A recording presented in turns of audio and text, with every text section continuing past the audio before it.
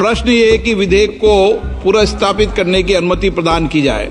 जो सदस्य इसके पक्ष में हाँ कहें, जो सदस्य विरोध में ना कहें। मेरे विचार में निर्णय हाँ वालों के पक्ष में, हाँ वालों के पक्ष में माननीय मंत्री विधेयक को पुनर्स्थापित। आप किस पे ना कर रहे हैं आपको पता नहीं है। नए इनकम टैक्स को और सरल और सुलभ बनाने के लिए आज केंद्रीय मंत्री निर्मला सीतारमण ने सदन में बिल पेश किया। The Income Tax Act was originally enacted in 1961, came into effect in 1962, sir. At that time, they had only 298 Act sections, and that is correctly referred. But then, as the time went by, year after year, many more sections were added, and as it stands today, there are 819 sections. From that 819, we are bringing down to 536. Income tax के नए bill को लेकर हंगामा खूब हो रहा है।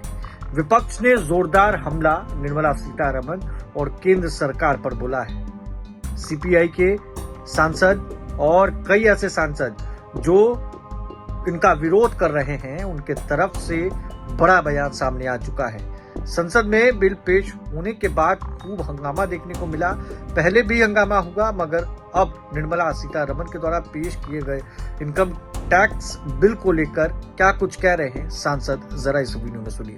पर जो मैंने वक्तव्य रखना था पार्टी की ओर से कि ये 50,65,345 करोड़ का जो बजट है, ये कॉरपोरेटों को और ज्यादा समृद्ध करेगा और आम जो जरूरतमंद हैं उन पर वो बोझ बढ़ाएगा। तो अब ठीक है, सरकार पेश कर रही है, अपना करेगी। वक्फ बिल में संशोधन को लेकर जो एक जेपीसी बना था, वो आज अपना रिपोर्ट भी सबमिट कर सकता है। नहीं, अब एक तरह से जबरदस्ती हो रहा है। जब कमेटी बनाए क्यों है, जब कमेटी के सदस्यों की राय आपको नहीं सुननी है, नहीं माननी है। ये तो मैंने एक तरह से जबरदस्ती कही है कि हमको जो मन है वही करेंगे। तो कीजिए भाई, आपका मन है। अब लगता है कि हमारे सामने कुछ नहीं, हम जो चाहेंगे वही करेंगे। अब तो करें सरकार। अब ये लेकिन ये अनुचित है, इस ढंग से हड़बड़ी में कोई मैंने इन लोगों को कानून नहीं बनाना चाहिए। ये भी एक ऐतिहासिक पल होगा कि जिस प्रकार से आयकर में राहत दी है और माननीय प्रधानमंत्री जी के मार्गदर्शन में जो हमारी वित्त मंत्री हैं कि आज मध्यम वर्ग और उससे ऊपर के भी वर्ग सभी लोग ने राहत महसूस की है। अब ये जरूरी है कि आयकर के जो कठिन प्रोसेस के कारण या तमाम विसंगतियों के कारण लोग उसको भरने से डरते हैं, तो उनका ये भय भी निकले और ज़्यादा से ज़्यादा जो करदाता हैं वो कर आच्छादन के दायरे में आवे। सरकार की ये प्राथमिकता है, किसी का अहित ना हो और सरकारी जो वो है एक पारदर्शितापूर्ण व्यवस्था को लागू कर सके। ऐसा है, इनकम टैक्स जो कॉर्पोरेट टैक्स था उसको कम किया है।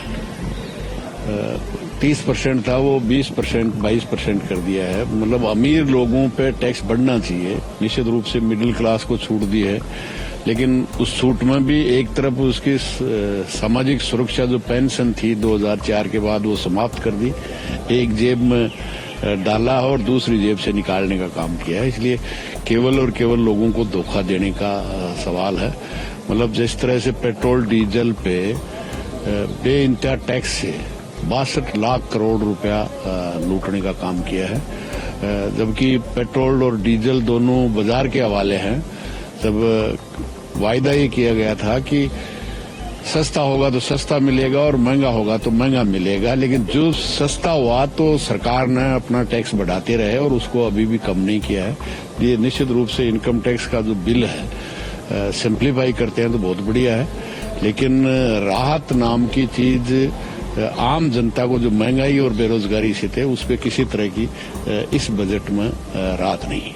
और वक्फ बिल में संशोधन को लेकर जो जेपीसी बना था उसका रिपोर्ट भी आज लोकसभा में टेबल पर सबमिट की जा रही है। नहीं, वक्फ की जेपीसी की रिपोर्ट को लोगों की सुनी नहीं। जो प्रतिपक्ष के थे, जो उनके व्यू थे, उनको नहीं सुना। तो जेपीसी का मतलब क्या है? जेपीसी का मतलब है कि तमाम वक्फ से संबंधित जो लोग हैं उनकी समस्याओं का बेहतर समाधान हो, ये बात तो समझ में आती है, लेकिन उनको परेशान करने के लिए वक्फ में संशोधन लेके आए और प्रतिपक्ष जो आम जनता की आवाज है उसको जेपीसी में सुना नहीं जाए। जगदम्बा पाल जिस तरह से तानाशाही सरकार है वैसे ही उसके चेयरमैन ने वो काम करने का काम किया। और सुप्रीम कोर्ट ने इस बात को लेकर आलोचना की है कि जिस तरह से चुनाव से पहले जो फ्रीवीज के वादे होते हैं उसको लेकर आलोचना किया है। मैं समझता हूं कि ये जनता का पैसा है।